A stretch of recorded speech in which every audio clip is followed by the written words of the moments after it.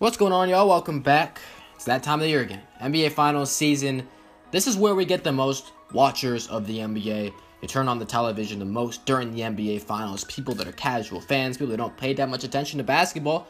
Everybody's watching the NBA Finals. And this year it's going to be better than ever. Supposedly, I hope it better be. It's got to make up for this terrible playoffs that we've had with the two best teams in the NBA, the Cavs and the Warriors. Playing in the NBA Finals for the third straight time. The Warriors took the first one, Cavs took the second one, and we're ready for round 3. So, with each NBA Finals series, there comes an amount of pressure.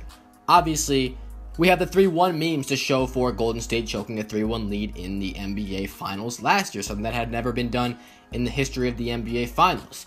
It's incredible how much more scrutiny is on the NBA Finals than even, say, the Conference Finals. Because last year, nobody cared that the Oklahoma City Thunder also choked the 3-1 lead to the Golden State Warriors. That was pretty much swept under the rug. Just because Golden State Warriors won up them in the NBA Finals championship round. So, yeah, there might be a few explanations for this. The Golden State Warriors were a 73-win team. If you choke a 3-1 lead as a 73-win team, that's a lot worse than just choking a 3-1 lead. The Thunder weren't even favored in the series against the Golden State Warriors. A lot of people had, the thought that, when they got down 3-1, the Warriors could still pull this out. They're the Warriors. They won 73 games. They're the best team in basketball. That's what everybody was thinking. They did, and they got to the NBA Finals and just did the exact same thing the Thunder did. So, obviously, we see that, everybody's going to be under a microscope at this point. Any one thing you can do. LeBron James, his meltdown in the 2011 NBA Finals is still a prominent topic in basketball. Every time LeBron has a bad game, it's like, that was his worst game since the 2011 NBA Finals. Everybody knows about it because it was the finals. If he had that game in the first round, nobody would have cared. A lot like the game that he had against Boston in Game 3. People aren't really talking about that now. They talked about it when it happened, but who cares now? They won that series in 5 games and they're on. They moved on and it didn't really matter. So, now we take a look at the individuals in this NBA Finals series. And we have a lot of guys that are often publicized. Of course, we can start with LeBron James of the Cleveland Cavaliers. This is the best player in the world by a wide margin. He's trying to catch the ghost that is Michael Jordan. The debate we're having so much. I can't believe how much we're talking about this these days. MJ or LeBron?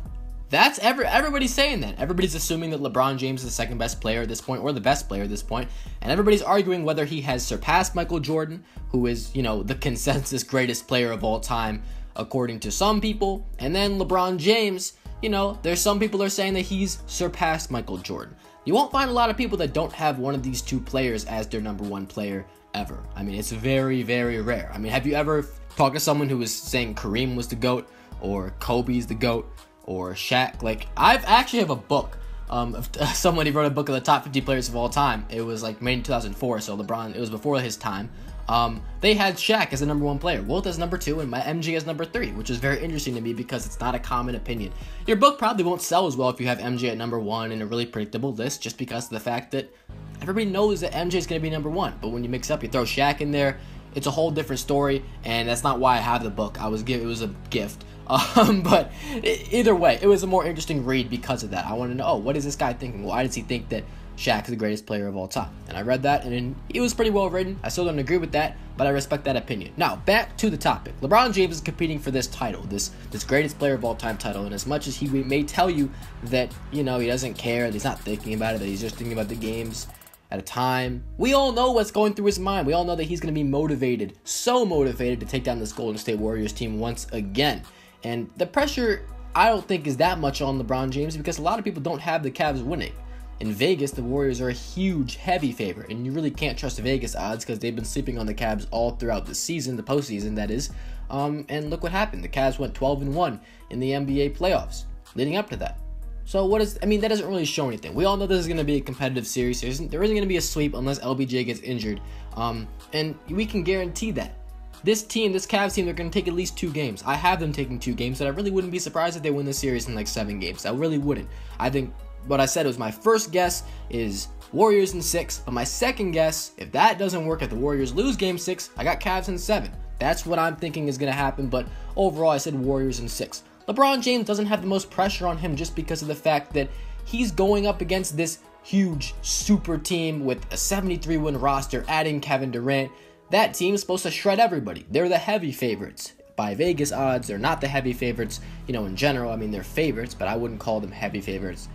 Most people think the Warriors are going to win this series. just like last year. And it's up to LeBron James to prove everybody wrong. And I don't think he has the most pressure on him just because I think we're guaranteed for a great LeBron series. I think that's what it is every year. I mean, when was the last time LeBron had a bad playoff series? Well, it was 2011, wasn't it? I believe that's when it was. So, look, LeBron James is a great player. He gets up for these big moments, and if the Cavs lose, it's not going to be his fault. He's not going to be the reason his team loses. We can rely on him for some great performances. The thing about LeBron is there is a lot of pressure on him because he is the greatest. We rely on him for these great performances, and if he has one game where he doesn't score more than 15 points, and the Cavs lose that game, and they lose the series, then there's going to be a lot of heat directed his way. And that's just what life's like as LeBron. You got to have a good performance every game because that's the expectations he's set for us. It's pretty incredible because I don't know anybody in recent history that's like that. Oh, if you don't have a great game or a great game by average standards, then that's terrible for you. Like, I don't know anybody that we've really relied on like that. So that's what makes LeBron so good in my opinion. That's one of the factors, one of the, reasons why he's so prominent in this game. He's definitely the most important player, the most valuable player in the series, but I'm not going to say he has the most pressure on him. Now, let's talk about Steph Curry. Steph Curry on the other side, he's another guy that has a ton of pressure on him as well. Just because Steph Curry hasn't exactly been great in the NBA Finals. I did make a video of why he's just not that good against the Cleveland Cavaliers. It could be a few reasons. It could be the way that they defend him. They're very physical with him. They don't let him get open. He's got to work for his points. They want to get inside more, but it's so hard for him to score inside against Cleveland. It has been in the finals. Or there's the fact that, the idea that Steph Curry he doesn't live up to the hype. He doesn't live up to the pressure. He can't handle the pressure in the finals. He just can't be that self that he is. And a lot of people think, whoa, they're playing a more physical game and the stakes are higher and it's harder to play as well as you do against worser teams than against the best team in the league besides you guys that are trying to clamp you up and being super physical and playing the best defense they can. I mean, it's harder. And Steph Curry is a victim of that, a victim of just being human. Although, a lot of shots he makes, it's like, oh, well, that guy's not human. But I think that Steph Curry doesn't have the most pressure on him because he really isn't going into this as the guy under the microscope. He really isn't. I mean, we got to get a big series out of him because if he falls apart and Kevin Durant plays really well, then it's like, okay, then that's his fault. But I think Steph Curry, I think it's easier for him with Kevin Durant. I think that he knows what he's doing. His playoff success this year has been tremendous. He looks great. He's been the best player on that team throughout the playoffs. I would think him and Draymond have been the best. Draymond, he's probably a little bit better than, I don't know. I mean, Draymond's been pretty great at least at what he's doing. Pressure's not on Draymond, really, because Draymond always delivers with the defense, and he's going to defend extremely well. He's not going to give up a lot of points. He's going to be your facilitator. He's not going to be looking to score that much. And when you're that type of player, you can constantly do your thing. It's really good because he doesn't have to, lean on his jump shot being on. It doesn't matter if he's, shooting it well. I mean, maybe it will factor in, but it definitely doesn't have as big of an impact as if Steph Curry or Kevin Durant's jump shot's on. I want to talk about Kyrie Irving and Kevin Love. Kyrie always has delivered. At least, we look back, playoff successor Kyrie Irving and finals success last year, he was phenomenal. I mean, he played so well. It's an uncanny, like, how good he was in that series, how clutch he was down the stretch. He had so many huge games at the end. Didn't start off that well, but he finished so strong, we didn't even remember that. I mean, he was awesome. And now we're going to talk about the two guys on each team before we get into that one player that I'm going to talk about at the end of this video. I know this is kind of a weird video because the real subject of the video is until the end. So just stay tuned because I think I'm covering a few pretty good topics here. But Kevin Love and Klay Thompson. Kevin Love and Klay Thompson. These are the two X factors in this series because for me, it's like, look, we know LeBron is going to do his thing. Curry, Durant, Green, Irving. We can rely on those guys to at least play good most of the time, right? I don't think any of those guys are going to be just trash. But Kevin Love and Klay Thompson are key parts of their respective offenses that need to get going if they want to win this series. I think Kevin Love's more important because you only got two guys, LeBron, Kyrie. You need a third guy. Kevin Love's your third guy. You got to get 18 plus out of him because he's been playing so well in the playoffs. It's got to carry over. You want to win this against a 73 plus Kevin Durant team? You need Kevin Love best performance from him that he can get. It doesn't need to be like 25 and 10. Look, you need him to shoot well. You need him to give you a reason to keep him out there.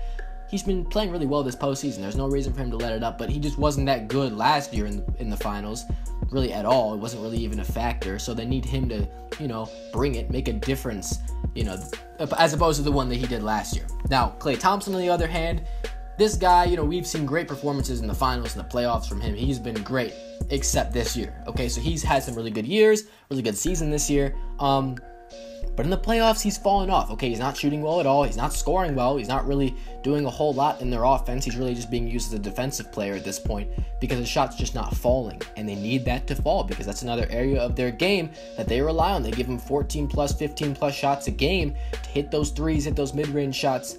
Maybe not 15 plus, okay? Maybe in like the 10 to 15, 10 to 20 range, something like that. He's a guy that gets some shots. He's a guy that can shoot well. He spaces them. I mean, if he's not hitting shots, because he's going to take a lot of shots. He's that type of player. He's not going to stop shooting if he's open. So they need him to knock those shots down. Now, do I think they can win without him playing well? Yeah, because they got KD and Steph and Dre, which, to me are 3 players more impactful than Klay Thompson. But it's very important that he plays well. I mean, that will definitely give them a much better chance. Now, the last player that I didn't go over that really is important in this series, I went over like the stars, which there are, 7 of them in this series. 1 for each game, right? No, but Kevin Durant is under the most pressure in the 2017 NBA Finals. I'm so excited because I just really want a refreshing, a series that I can be like, oh my God, this is crazy. 2 best team, great competition, going at it. We're getting close games and overtimes, hopefully, and like game winners, and that would be awesome. And we get to see the stars battle it out. But Kevin Durant is under the most pressure because he's not a product of this Warriors franchise. We know that, look, they get all their stars, Curry, Thompson, Draymond Green. They're the 3 centerpieces all drafted this team. All were on this team that won 73 games and knocked out Kevin Durant. Now, when you add Kevin Durant to that team, Kevin Durant is the heavy, the team is the heavy favorite. We get, Kevin Durant is so good and we respect him as such a great player. I don't, but I know he's a great player. I think he's a top 3 player in the league. Kevin Durant is under the most pressure in the NBA Finals because if the Warriors lose, he will be just the internet will destroy Kevin Durant if the Warriors lose. I don't care how good he does. We're gonna see memes everywhere. Oh, look, you joined a 73-win team and you lost. Kevin Durant joined a 73-win team. If you can't beat him, join him. Oh, look, we all know what he did. But if he plays bad, if he can't, if he gets shut down by LeBron James and destroyed by LeBron James, there's gonna be a problem. I mean, seriously. It's because remember how Kevin Durant went out last year? 10 for 31 in Game 6 of that series. He shot like 39% in that entire series or something like that. He didn't shoot well. No, maybe it was like 42%. I think he shot 42% for the field in that series against Golden State. He completely fell off at the end. Couldn't really give you anything. He choked Game 6. So, look, he doesn't exactly have the reputation of being a playoff juggernaut. He didn't, they lost in 5 to the Miami Heat back when he was in his first finals. Now he's back. But if he doesn't deliver, what are we going to do now? What is Kevin Durant's legacy going to be? Because if they win, then, oh, wow, Kevin Durant, look, I'm not going to respect his ring, but he's going to be a ringed player. That's his goal. If you join the Warriors, you got to get the ring. You absolutely have to get the ring. You can't not get the ring. So, it all depends on that. Kevin Durant, is he going to get the ring? Well, we'll see. I hope not. I don't think he deserves the ring, but look, if it happens, it happens. If it doesn't, I mean, he's done. I mean, what are they gonna do? What if Kevin Durant doesn't get a ring this year? What's going on? What's next? Is next season? Are they? I don't know. I don't know what to think very further on because I feel like, oh yeah, they're just gonna be good next year. But look, for the time being, not forever, but just for now, it's gonna be terrible for him. That's gonna do it for this video. If you enjoyed, don't forget to leave a like, subscribe if you're new. Let me know who you think's under the most pressure to deliver in this NBA Finals that we're all waiting for that will not start until Thursday. We need that date to come a lot quicker than it's coming right now. We do. That's gonna do it. See y'all later. Peace out.